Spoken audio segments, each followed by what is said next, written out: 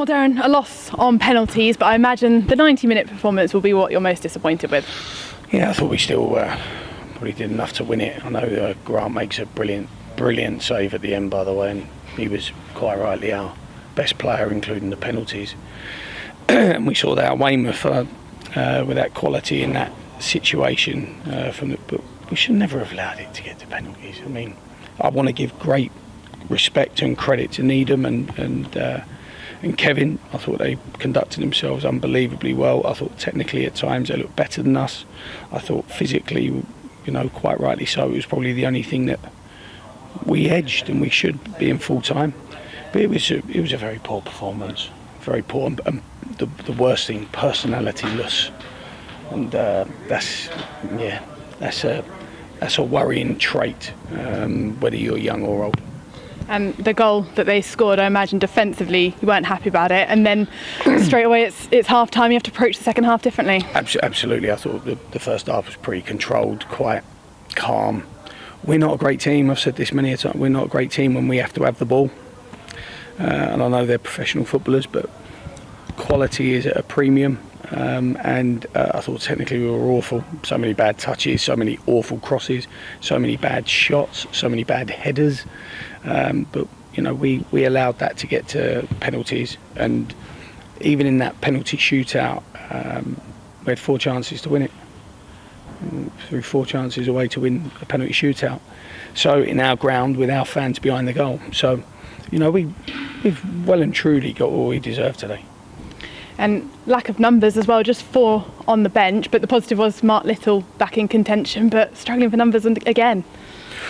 Yeah, look, I think, I've tried to conduct myself with quite a lot of dignity this year, because I'm not an excuse maker. We've been deservedly beaten today, even if it is on penalties.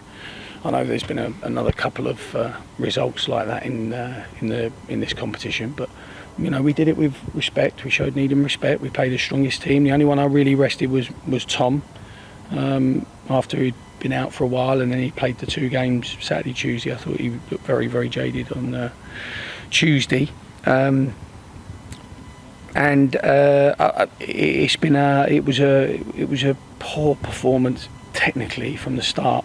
Now, what normally happens this time of year is you get that nice influx of maybe a couple of bodies, new characters in the changing room, and they spark it. And look, for the first time, that's probably the first time I've looked at it this season and thought we could do with some experience, some character. Charlie Lee, Carl Dickinson, someone who's going to spike that dressing room. I don't think Mark will feel like he's fit enough yet in order to really sort of impose himself. Probably Ruben the same, but it's been a horrible week, a very tough week, professionally and personally, and it didn't get any easier today. And that losing run without Luke Wilkinson continues. He was on the sidelines with you, but you want him on the pitch, don't you? Yeah, Luke will be 2 or 3 weeks. It'll be 2 or 3 weeks, and we have to, we have to work with what, and that's been the big thing, is that whenever we've kind of hit trouble this year, we've gone back to the training pitch, tried to improve people, try and build confidence. And these young players are going to have these peaks and troughs. I never got too carried away when it was on a really winning run, because I know how football can change very, very quickly. But no, look, again, I think the biggest thing for me, the biggest disappointment, personality-less in the performance of taking the ball. And those young lads, I mean, you could see them when they took their penalties, how happy they were when they scored, and how disappointed that may have been their first experience for some of them. So, but what we've got to do is we've got to keep working. We're still in a competitive position. It does need a freshen up with some new bodies, and if we can do that, I'm sure we will. And if we can't, then we need to carry on trying to improve what we have.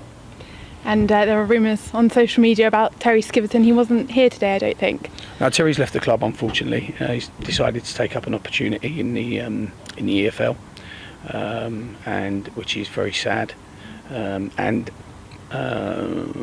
Look, as a friend, his friend, very close friend, I'll miss him greatly. Professionally, he's excellent.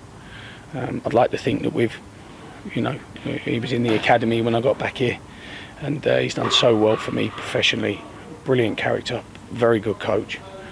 And all the other stuff of why and wherefore, I think I'll stay quiet. I'll let him speak, because he's a grown man and he needs to, answer them questions himself, which I'm sure he will. But also, like I said, I want to try and retain some sort of professionalism and dignity out of a pretty crappy day. And that will be a big loss to the fans, especially. So do you think you'll be able to look into potentially the loan market to bring people in, fill bodies? I don't know. I haven't got the answers to that, I'm afraid. I wish I had.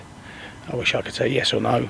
I really don't know. So it's something that will always go to board level, and then we work from there. My job as a manager is to always ask for more, and to always ask for more. And I've always asked for more. Sometimes I'm told, yeah, go do it. Sometimes I'm told no. But my job is to ask, and to keep asking and keep demanding, because I don't think any supporter of Yeovil wants to come and watch that standard of performance. I don't think they do. It's had a weird run of things when I can't be on the training pitch with them. It's been a continuum of poor performances when I've not been able to be really hands-on, and that's something I need to look at. And I need to look at whether there is an impact to be made in the backroom staff, like Terry made, and whether we can really punch it. But we've been here before. I've been here so many times. It's just a shame that we've performed so badly today. After building some credit, but we've thrown that all away, unfortunately. A big game next Saturday against Wrexham, fully focused on the league. Yeah, an easy one, eh? So we tried to attack that game away from home. I actually rotated that night and left Wilkinson out of fear of him being injured for the Stevenage game. But I think when Luke's back, we know he's a massive player. We could do with maybe another centre half for depth. I think when we don't have Staunton in midfield, we lose control. I think we lose an element of control. I think Dale does a brilliant job, but I think around him we have a lot of athleticism, but we don't have a lot of control, composure. Jordan and Matthew run so hard. But there are times where we need to go, breathe. And I think that character and experience, I think, if we're looking at something next, bringing in another young one's probably not what we need right now. We probably need to leave a little bit of a mark in the dressing room where the players look at each other and go, oh, okay, we're signing that calibre of player.